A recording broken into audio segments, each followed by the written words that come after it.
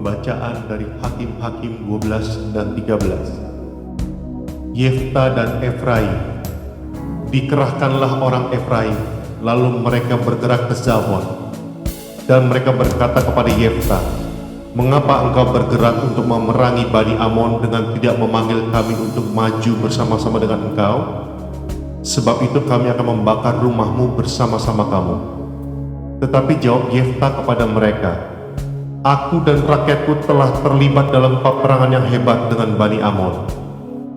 Lalu aku memanggil kamu, tetapi kamu tidak datang menyelamatkan aku dari tangan mereka. Ketika kulihat bahwa tidak ada yang datang menyelamatkan aku, maka aku mempertaruhkan nyawaku dan aku pergi melawan Bani Amon itu. Dan Tuhan menyerahkan mereka ke dalam tanganku. Mengapa pada hari ini kamu mendatangi aku untuk berperang melawan aku?" Kemudian Yefta mengumpulkan semua orang Gilead. Lalu mereka berperang melawan suku Efraim. Dan orang-orang Gilead mengalahkan suku Efraim itu. Sebab orang-orang itu mengatakan, "Kamulah orang yang telah lari dari suku Efraim. Kamu Gilead itu ada di tengah-tengah suku Efraim dan suku Manasye." Untuk menghadapi suku Efraim itu, maka orang Gilead menduduki tempat-tempat penyeberangan sungai Yordan. Apabila dari suku Efraim ada yang lari dan berkata, "Biarkanlah aku menyeberang," maka orang Gilead berkata kepadanya, "Orang Efraimkah engkau?" Dan jika ia menjawab bukan, maka mereka berkata kepadanya, "Coba katakan dahulu, Shibolet." Jika ia berkata Shibolet, jadi tidak dapat mengucapkannya dengan tepat, maka mereka menangkap dia dan menyembelihnya dekat tempat-tempat penyeberangan sungai Yordan itu. Pada waktu itu tewaslah dari suku Efraim 42.000 orang. Yefta memerintah sebagai hakim atas orang Israel 6 tahun lamanya. Kemudian matilah Yefta, orang Gilead itu, lalu dikuburkan di sebuah kota di daerah Gilead. Ebzan. Sesudah dia, maka Ebzan dari Bethlehem memerintah sebagai hakim atas orang Israel. Ia mempunyai 30 anak laki-laki. 30 anaknya perempuan dikawinkannya ke luar kaumnya, dan 30 anak perempuan diambil dari luar kaumnya untuk anak-anak lelaki itu. Ia memerintah atas orang Israel 7 tahun lamanya. Kemudian matilah Ebzan, lalu dikuburkan di Bethlehem. Elon. Sesudah dia, maka Elon orang Zebulun memerintah sebagai hakim atas orang Israel. Ia memerintah atas orang Israel 10 tahun lamanya. Kemudian matilah Elon, orang Zebulun itu, lalu dikuburkan di Ayalon di tanah Zebulun. Abdon. Sesudah dia, maka Abdon bin Hilal, orang Piraton, memerintah sebagai hakim atas orang Israel.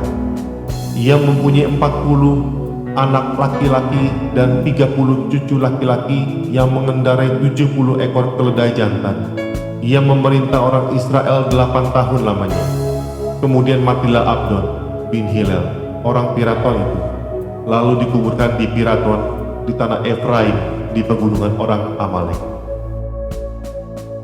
Hakim-Hakim 13. Lahirnya Simson. Orang Israel melakukan pula apa yang jahat di mata Tuhan. Sebab itu Tuhan menyerahkan mereka ke dalam tangan orang Filistin 40 tahun lamanya. Pada waktu itu ada seorang dari Zora, dari keturunan orang Dan, namanya Manoah. Istrinya mandul, tidak beranak.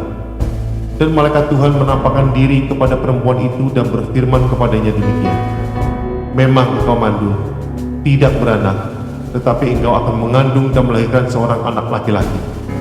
Oleh sebab itu peliharalah dirimu, jangan minum anggur atau minuman yang memabukkan, dan jangan makan sesuatu yang haram.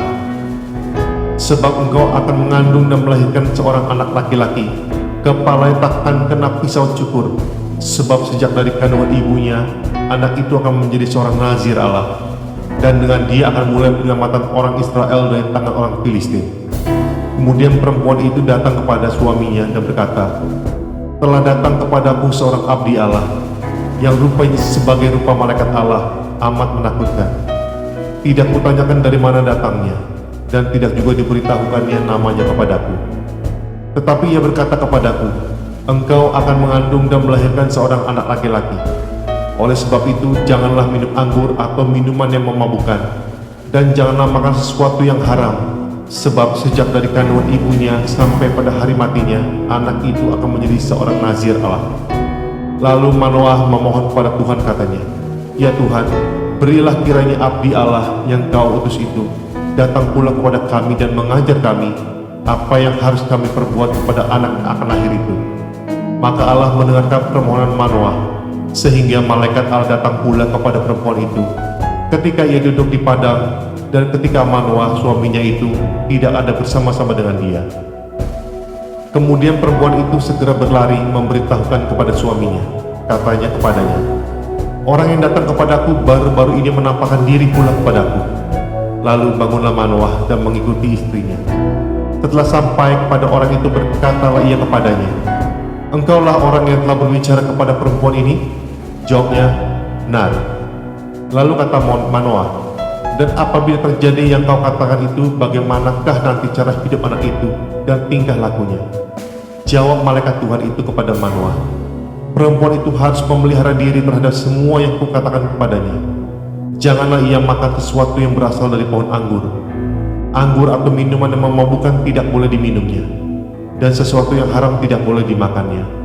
Ia harus berpegang kepada segala yang kuperintahkan kepadanya."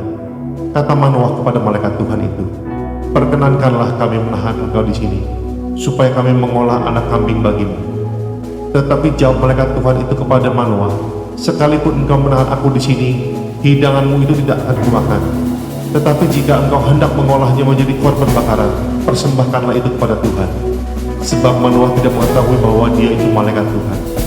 Kemudian berkatalah Manoah kepada malaikat Tuhan itu, Siapakah namamu?